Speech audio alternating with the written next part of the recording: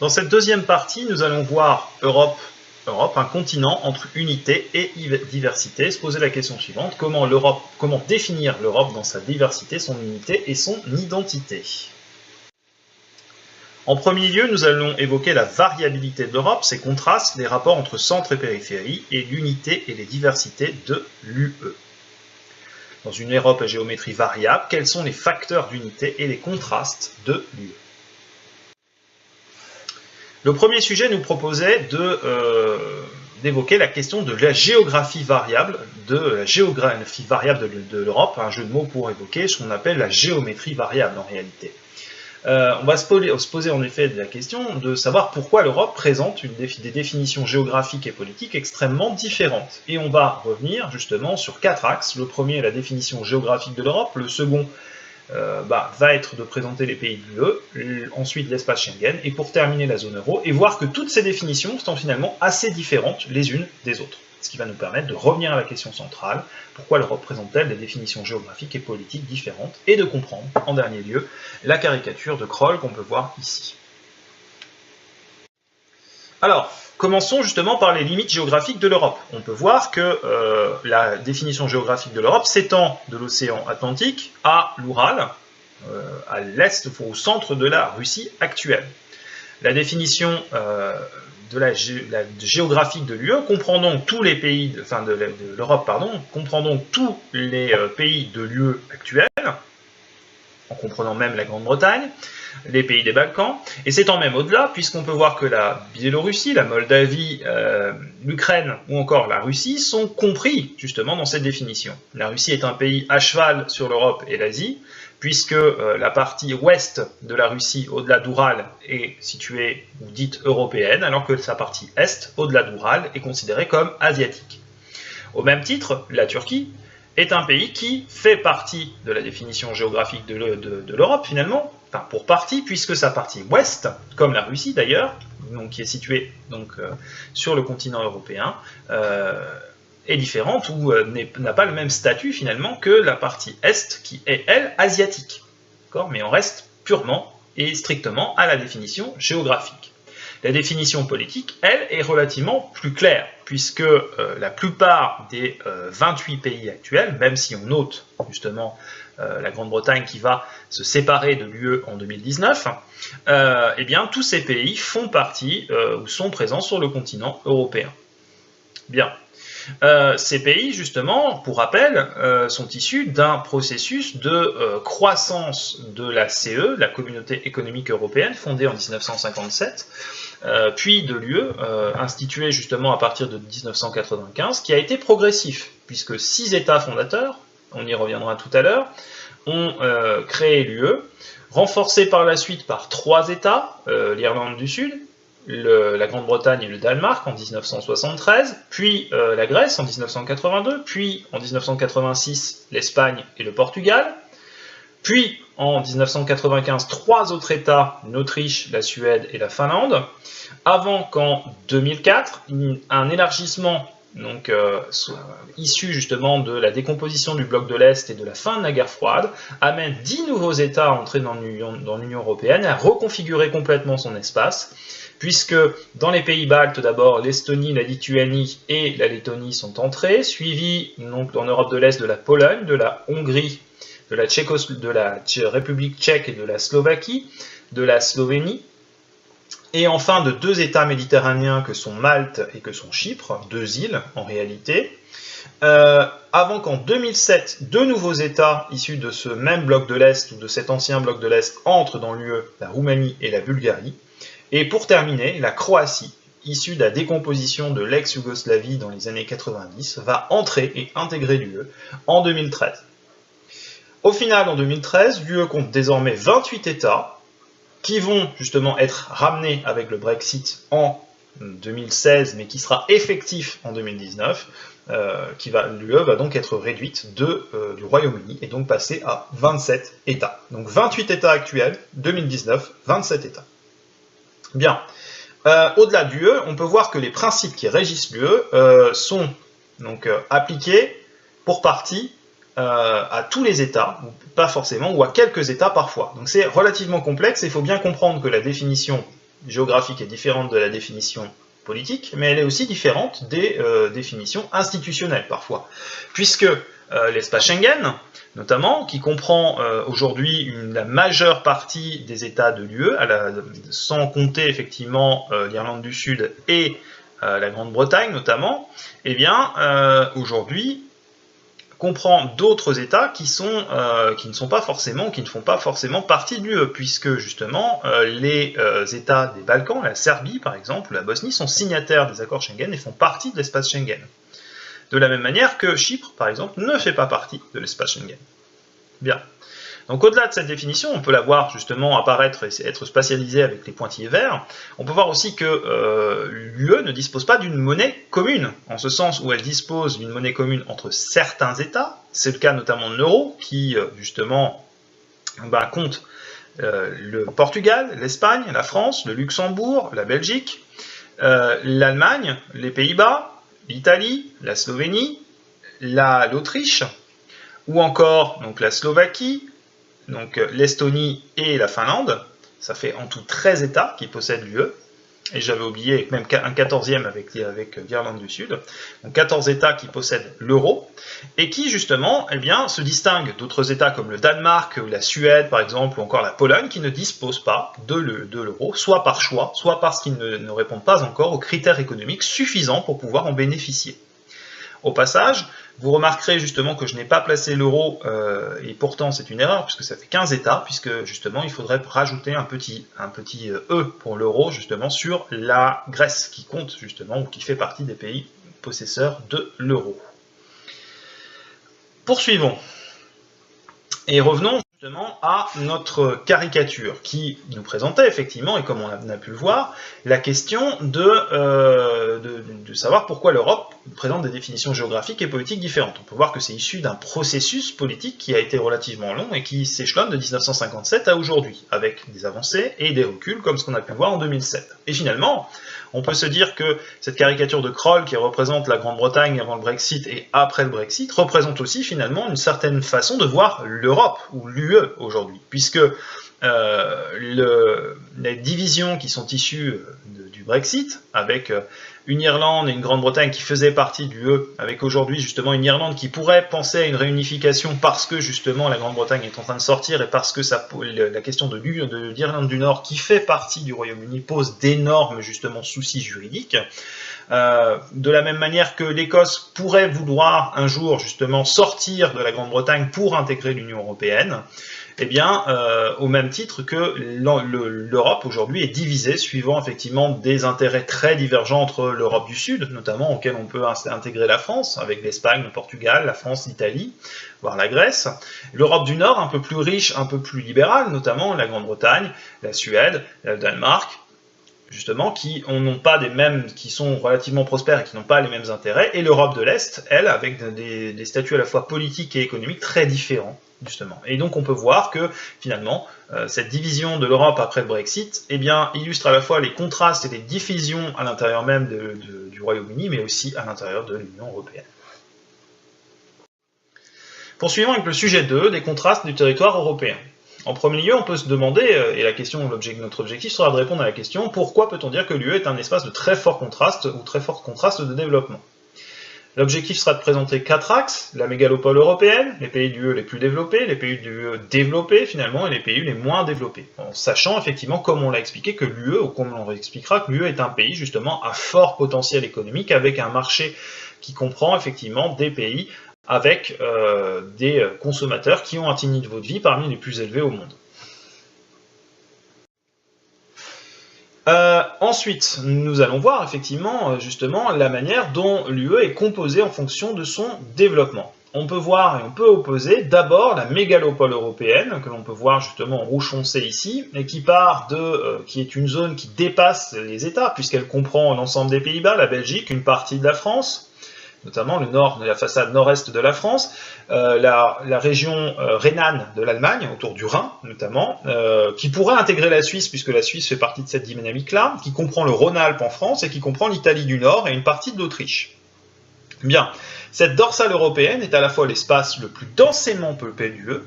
puisqu'on y trouve les principales, agglomérations européennes, et qui va justement, qu'on peut même étendre à Londres et à Milan, hein, au passage, et qui est aussi, par ailleurs, justement, une zone qui concentre la puissance économique, le développement et le niveau de vie très fort, le plus élevé de toute l'Union européenne. On peut parler pour cette zone de centre de l'UE, en réalité. Au-delà de ce centre, on trouve un espace dit péricentral, autour du centre, avec un niveau de développement relativement important, malgré un éloignement géographique qui peut être assez élevé ou assez aussi important. Ça peut être le cas d'Irlande, ça peut être le cas de la Finlande, ou ça peut être le cas de l'Andalousie en Espagne, autonomment de l'Italie du Sud, mais on peut voir que tous ces espaces, finalement, ont la particularité d'être des espaces à fort développement, parmi les pays, et représenter les pays qui sont entrés justement entre 1957 et 1995, notamment au sein de l'Union européenne. Donc, espace de fort développement et justement pays assez anciennement implantés dans l'UE,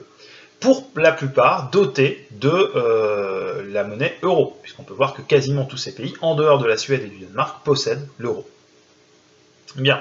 Au-delà, un espace, au-delà de ce péricentre, un espace justement qui est marqué à la fois par l'éloignement et par un niveau de développement relativement moins fort que celui qu'on peut voir justement en Europe de l'Ouest.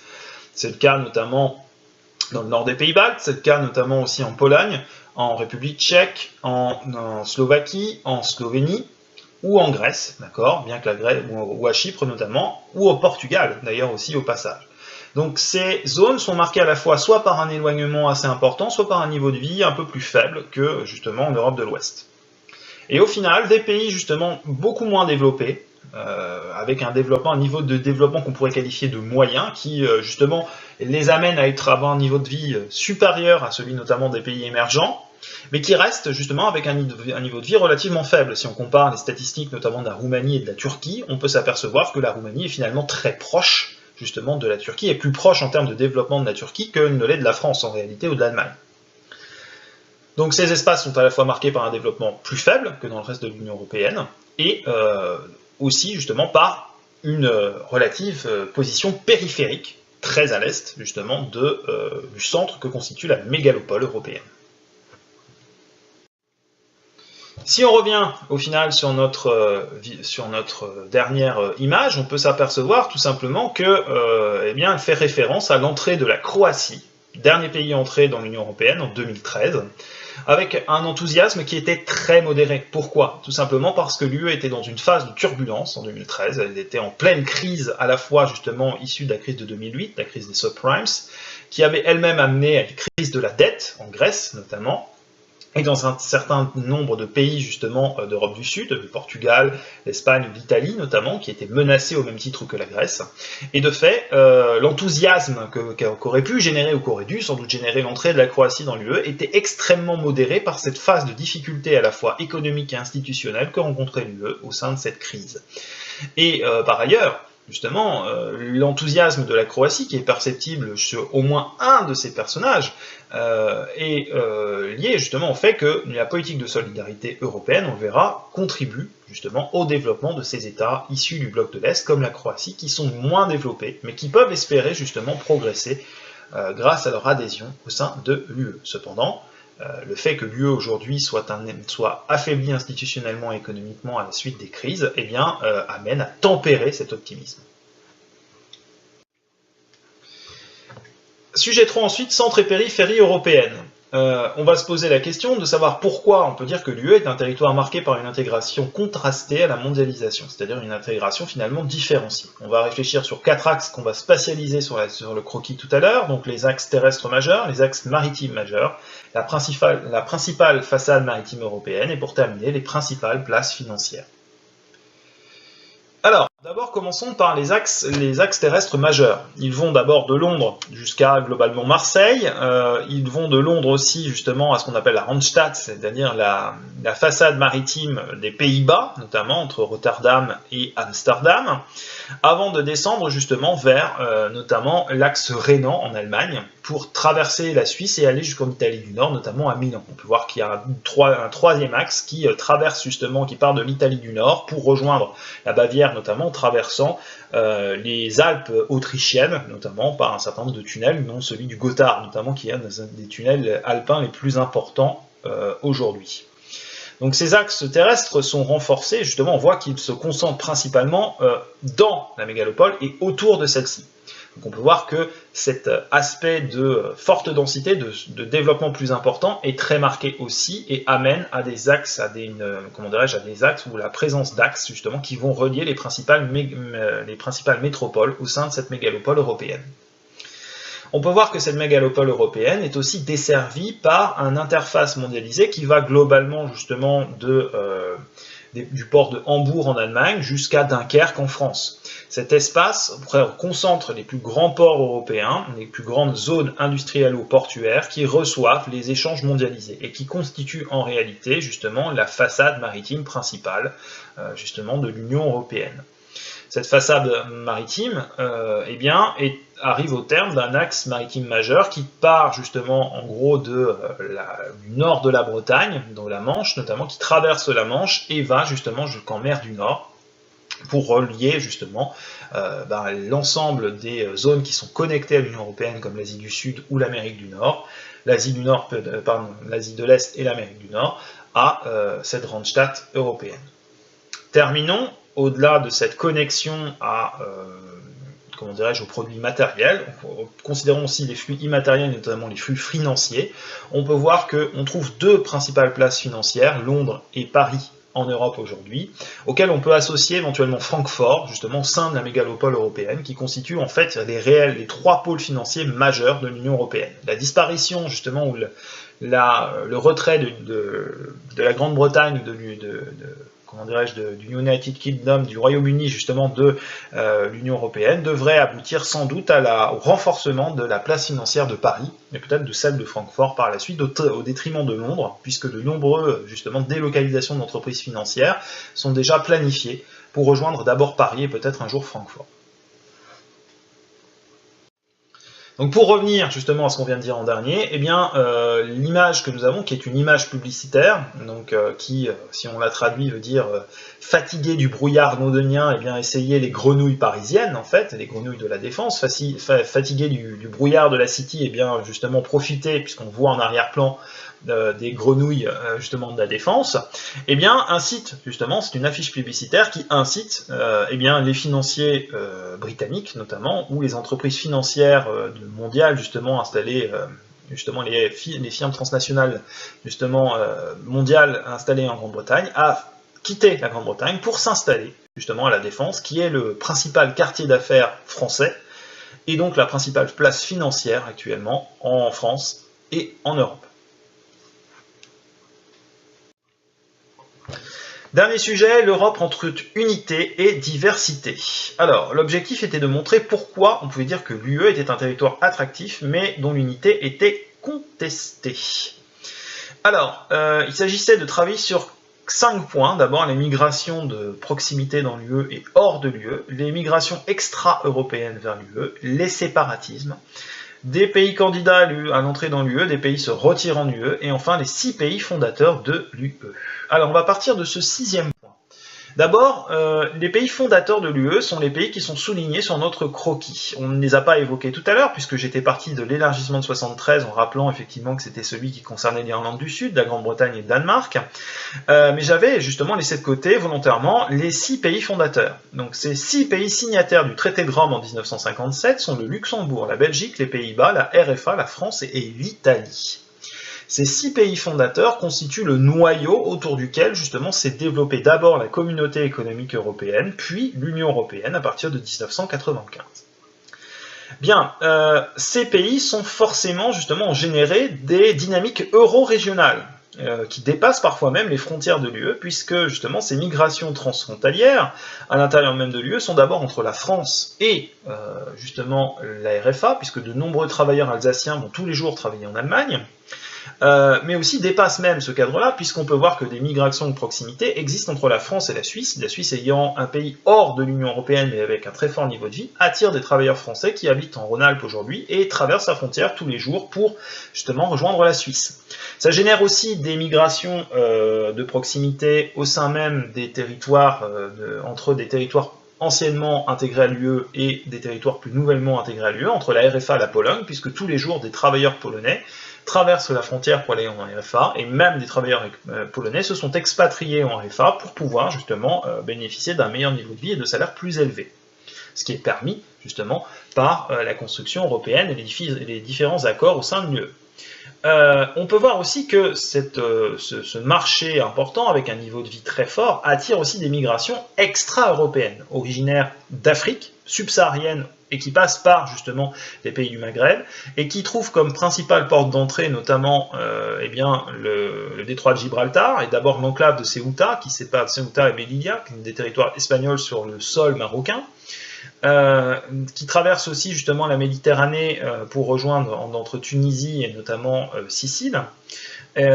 ou encore justement entre Turquie et Grèce, puisque ces trois pays, Grèce, Italie et Espagne, sont en réalité les portes d'entrée de l'UE pour les migrations justement extra-européennes, souvent clandestines, ce qui amène souvent à des drames, d'ailleurs des drames humanitaires, puisqu'on a pu voir des gens perdre la vie en tentant le passage entre la Tunisie et la Sicile, notamment la Sicile italienne, sur des esquives de fortune qui les a amenés souvent à la noyade dans des circonstances absolument abominables. Par ailleurs, justement, l'UE reste aussi attractif pour la question justement des candidatures. De nombreux, alors ce n'est pas indiqué sur la carte, on ne le voit pas, l'Islande par exemple s'est portée candidate à l'entrée dans l'UE, c'est le cas aussi de la Turquie et de certains États actuellement comme la Bosnie ou la Serbie, ce qui n'est pas indiqué sur la carte, c'est dommage, mais cela dit, effectivement, on a encore des pays candidats, alors qui le sont de moins en moins en réalité. Des pays comme la Turquie, justement, ont réorganisé leur politique diplomatique pour être plus proche de la Russie aujourd'hui donc, que de l'Union européenne et des États-Unis. D'autre part, et là on en arrive à la deuxième point, cet espace peut être aussi justement être répulsif, au-delà d'attractif. D'abord parce que justement, on peut voir en cas du Brexit, où un certain nombre où un vote au suffrage universel a amené justement une majorité à voter leave, c'est-à-dire donc quitter justement l'Union européenne plutôt que remain, plutôt qu'y rester. Et la Grande-Bretagne sortira officiellement de l'UE avec des tracasseries administratives extrêmement importantes en 2019. Ce qui nous ramène, au travers justement de cet exemple du Brexit, au cas des séparatismes, puisque justement le Royaume-Uni, à l'intérieur de l'UE, était justement victime de deux formes de séparatisme. D'abord en Écosse, puisque l'Écosse avait des volontés justement de devenir indépendante, au même titre justement que l'Irlande du Nord, notamment aussi, avec une possibilité de rattachement à l'Irlande du Sud. Bien, or, la disparition du Royaume-Uni au sein de l'UE pourrait amener l'Irlande à être totalement justement réunifiée, ou encore l'Écosse à sortir du Royaume-Uni pour justement déclarer son indépendance et se rallier par la suite à l'Union européenne. Ces séparatismes sont aussi justement par ailleurs aussi présents au sein même de l'UE, notamment ne serait-ce qu'au cœur de la mégalopole européenne avec le séparatisme flamand qui voudrait séparer la Belgique en deux, entre wallons à l'ouest et flamands à l'est plutôt. Les Lombards, enfin l'Italie du Nord aussi, avec des démarches séparatistes voulant faire de la Lombardie un État indépendant en Italie, notamment, ou de l'Italie tout court. Les Catalans, notamment, qui réclament leur indépendance, on l'a vu en début de l'année ou à la fin de l'année 2017 notamment. Les Basques, par ailleurs aussi. Mais ce ne sont que quelques exemples justement de minorités réclamant des droits et des droits à l'indépendance de plus en plus importants au sein de cette UE. Voilà pour cette question. Si on revient justement à nos caricatures, qui revenaient à cette problématique, pourquoi peut-on dire que l'UE est un territoire attractif mais dont l'unité est contestée, on peut s'apercevoir justement d'abord que le premier document évoque le Brexit avec une certaine pointe d'humour, donc de Plantu, qui revisite la chanson de Jacques Brel, Ne me quitte pas, et on peut voir justement le technocrate, ou l'image, le symbole d'un technocrate de Bruxelles, agenouillé devant la perfide Albion, cette jeune femme qui symbolise la Grande-Bretagne, en lui disant ne me quitte pas, mais qui pense intérieurement, pourtant tu m'auras bien embêté. Deuxième document, ensuite, c'est l'Europe, justement, de mai 6, cette deuxième caricature, justement, qui montre, justement, la volonté de la France de guider, notamment, cette Europe des 6, à l'origine, justement, de la fondation de la CE, de la Communauté économique européenne en 1957, avec l'Italie, l'Allemagne, la Belgique, le Luxembourg et la Hollande ou les Pays-Bas. Deuxième partie, qu'est-ce que la construction européenne? Comment réalise-t-on l'intégration européenne? Alors, ici, nous avions un document, une deuxième caricature de Kroll dans le Soir, quotidien belge, donc de 2010, où on pouvait voir effectivement l'Europe en 1957, qui comptait 6 membres et qui était relativement d'accord sur le menu, puisqu'un café suffisait à contenter les 6, alors qu'en l'Europe en 2007 est constituée désormais justement de 27 membres, et que personne finalement n'est d'accord face à la solution, ou non pas à la solution, mais au menu, justement, laissant la serveuse dans une démarche très très interrogative. Bien, alors, au-delà de ce document, on pouvait s'appuyer justement sur ce dernier pour montrer que les problèmes qu'il soulève. Le problème est celui de la gouvernance de l'UE et de sa capacité à prendre des décisions. Alors qu'il était relativement facile en 1957 de prendre une décision pour l'Union européenne, aujourd'hui il est devenu très difficile,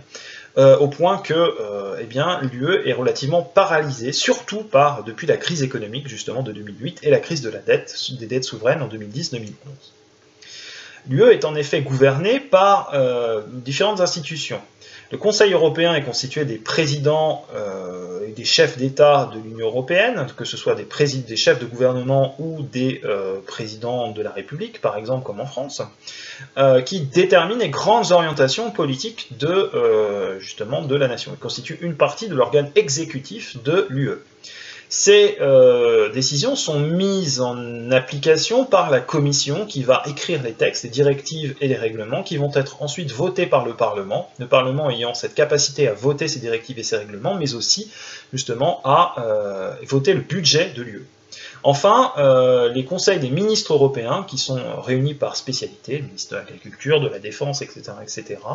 eh bien, font partie aussi des organes exécutifs et ont capacité justement à faire appliquer ces directives et ces règlements.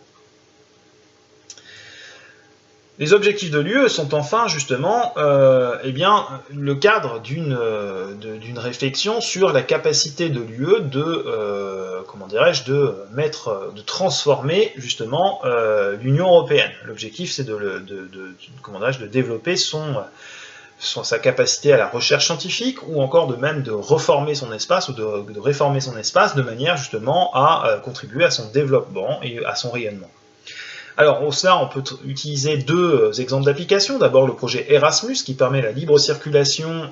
et la reconnaissance des diplômes à l'intérieur même de l'Union européenne, qui permet justement la libre circulation des étudiants et le fait qu'ils puissent aller justement de leur pays d'origine à une faculté étrangère pour disposer d'un enseignement et voir de leur retour dans leur pays, ces diplômes reconnus, et même dans l'ensemble de l'Union européenne. Donc ça facilite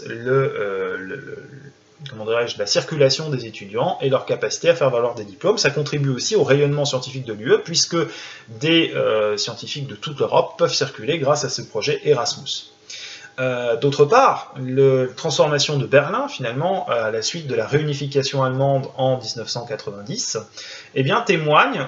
du fait de l'utilisation de fonds européens, de cette volonté de l'Union européenne de marquer justement avec cette réunification sa puissance et son développement économique.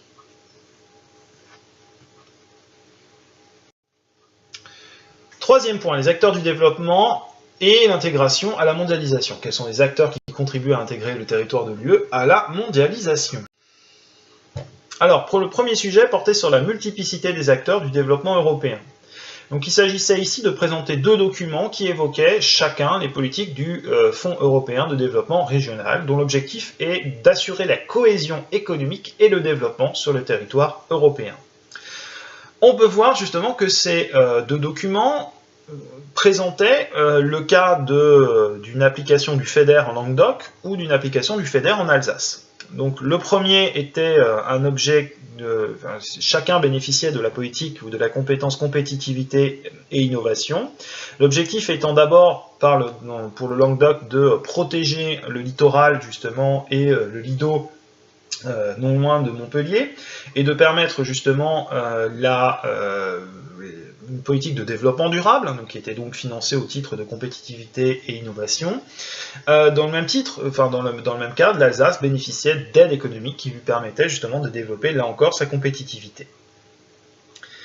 Bien, ça nous ramène aux 3 objectifs de la politique de cohésion européenne. Ces 3 objectifs sont la compétitivité et l'innovation pour les régions qui sont les plus développées de l'UE. La question justement de la cohésion, à la fois pour les régions les moins développées et les plus périphériques de l'UE, notamment par le financement d'aménagements qui doivent permettre de mieux relier ou de relier plus facilement ces régions périphériques à la mégalopole européenne, ou encore justement de développer par des aides économiques les entreprises et les marchés justement des pays les moins développés de l'UE.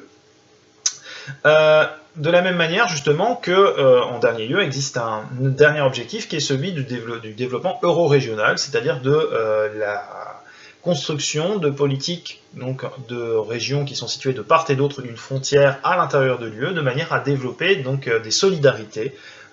qui transcendent les États et permettent à certaines régions frontalières de développer des politiques qui puissent justement contribuer au développement d'entreprises de part et d'autre de la frontière entre États. Bien, alors, justement, on peut voir que ces politiques sont justifiées à la fois par le caractère, le rapport entre centre mégalopolitain, justement, et périphérie à l'intérieur de l'Union européenne, ou encore les différences de développement qui sont marquées entre la mégalopole et les pays, justement, du péricentre, et justement les territoires périphériques, notamment de l'Est de l'Europe. Enfin, on peut voir que la France bénéficie du programme compétitivité et innovation, certains territoires de l'Espagne et du Portugal bénéficiant plutôt du territoire de la politique justement de cohésion du FEDER, puisque marqués par la périphérie ou par un niveau de développement un peu inférieur, ils bénéficient de politiques qui contribuent justement à leur meilleure justement intégration au sein de l'Union européenne et au développement de leur marché. Sujet numéro 2, l'intégration dans la mondialisation. Alors, on va travailler sur cette caricature de Rell Oppenheimer, publiée en 2009, et qui présente 3 personnages, au travers de caricaturés en lion et en souris. D'abord 2 lions, le lion Obama, ancien président des États-Unis avant justement l'année 2016, Hu Jintao, ancien président justement remplacé par Xi Jinping, depuis nommé président à vie de la Chine, et enfin Herman Van Rompuy, ancien président du Conseil européen. Alors, l'idée principale de ces documents, c'est de montrer 2 choses. D'abord, la force économique de l'UE, qui est symbolisée par son nombre, et en second plan, justement, plutôt l'idée justement que l'UE est faible politiquement et militairement, à la différence de ces 2 grands rivaux que sont justement les États-Unis et la Chine. Cette caricature pouvait être renforcée par justement le planisphère justement en projection polaire qu'on pouvait voir sur le manuel, qui démontrait justement cette puissance économique importante de l'UE, l'UE justement étant la principale puissance commerciale du monde, avec le marché justement dont le niveau de vie est le plus élevé de la planète, avec plus de 500, justement aujourd'hui un peu plus de 350 millions de personnes justement avec un niveau de vie très élevé, et qui justement est à la fois numériquement plus important que le marché justement américain, et avec un niveau de vie nettement supérieur au marché chinois. Alors, cependant, on peut voir que ces échanges commerciaux sont extrêmement déséquilibrés, en ce sens où, justement, l'Union européenne importe beaucoup plus de produits qu'elle n'en exporte vers la Chine. Et ce déséquilibre commercial tend aujourd'hui à renforcer la puissance de la Chine au détriment, justement, de celle de l'Union européenne. Bien. Cela dit, la puissance économique européenne se reflète dans différents justement programmes, notamment celui du soutien aux pays voisins de l'UE, pour des raisons, comme on a pu l'expliquer, liées à la stabilité de ces États, des États voisins, pour éviter des drames comme celui de la Syrie, ou encore effectivement au développement de nouveaux marchés qui permettront aux entreprises européennes de pouvoir nourrir la croissance de l'ensemble européen. Mais la principale difficulté est le fait que l'UE a du mal à soutenir cette politique de cohésion territoriale et cette politique de soutien aux nations étrangères voisines par le fait tout simplement qu'elle n'a pas de puissance politique et diplomatique unifiée. Elle repose essentiellement sur la puissance diplomatique de justement 2 ou 3 États européens, avec le Brexit plutôt 2 aujourd'hui, que sont la France et l'Allemagne. Alors pour terminer, la mise en commun. Alors d'abord la politique de cohésion européenne. Cette politique passe avant tout par le FEDER, le Fonds européen de développement régional, avec différents éléments. En premier lieu, donc une politique de soutien au développement des territoires les moins développés et les plus périphériques. Ensuite, une politique de développement de l'innovation et du développement durable dans les autres régions, celles qui ne sont ni périphériques ni les moins développées, donc celles qui font partie de cet espace périphérique-central qu'on avait pu colorier en orange sur le croquis. Et enfin, la contribution à la construction de solidarité transfrontalière avec les euro-régions. Les euro-régions situées de part et d'autre des frontières des États à l'intérieur de l'UE. Exemple, entre justement le Nord-Pas-de-Calais, les régions de la Belgique notamment, ou encore entre la Lorraine et la Sarre en Allemagne et le Luxembourg, l'euro-région qu'on appelle Sarre-Lor-Lux, ou encore effectivement l'Alsace et justement les régions de l'autre côté de la frontière. Les atouts de l'UE dans la mondialisation. Alors, ces politiques contribuent aux atouts de l'UE dans la mondialisation. En premier lieu, l'UE est une des principales puissances commerciales du monde. C'est ce qui a été démontré justement par le planisphère, donc centré sur le pôle. Ensuite, c'est un ensemble, l'ensemble des pays de l'UE forme le plus grand marché avec le niveau de vie le plus élevé au monde. C'est en effet un marché qui est plus peuplé, entre guillemets, que le marché américain, donc le marché nord-américain, et surtout justement beaucoup plus développé que ne l'est actuellement le marché chinois. Enfin, l'UE contribue au développement des pays voisins, donc de nouveaux marchés potentiels pour les entreprises européennes, et à leur stabilité politique. L'importance, notamment, on l'a vu, du fait de l'insuffisance politique de l'UE, eh bien la Syrie a été déstabilisée, ce qui a amené une guerre civile, qui a amené justement à la fois eh bien, le fait que des terroristes aient pu circuler à l'intérieur de l'UE et venir provoquer des attentats, mais aussi justement que notamment des réfugiés eh bien, aient traversé l'Union européenne pour venir malheureusement s'installer justement dans nos pays sans pouvoir justement revenir dans le leur. Ces atouts sont limités par des limitations et des difficultés. En premier lieu, la première difficulté de l'UE est celle de prendre une décision rapide et efficace face aux enjeux actuels. C'est ce qu'on a vu dans l'activité numéro 2 notamment. Puisque, justement, il est très difficile de prendre une décision commune à 27, ne serait-ce qu'à ce qu'on appelle le processus de majorité qualifiée, ou majorité des 2 tiers,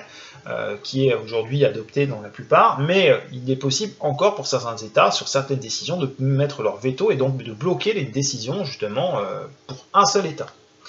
Ou par un seul État.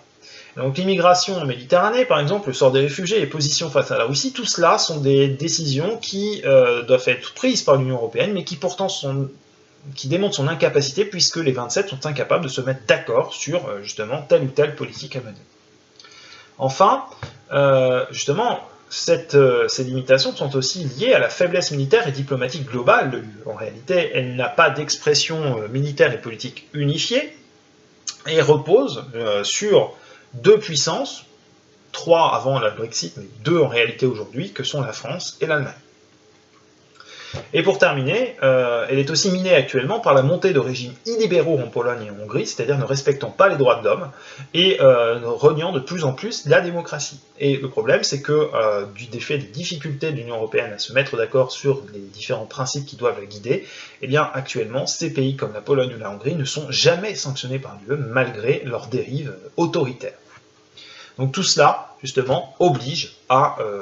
un renforcement des politiques de cohésion européenne que l'on a pu voir précédemment. Merci beaucoup.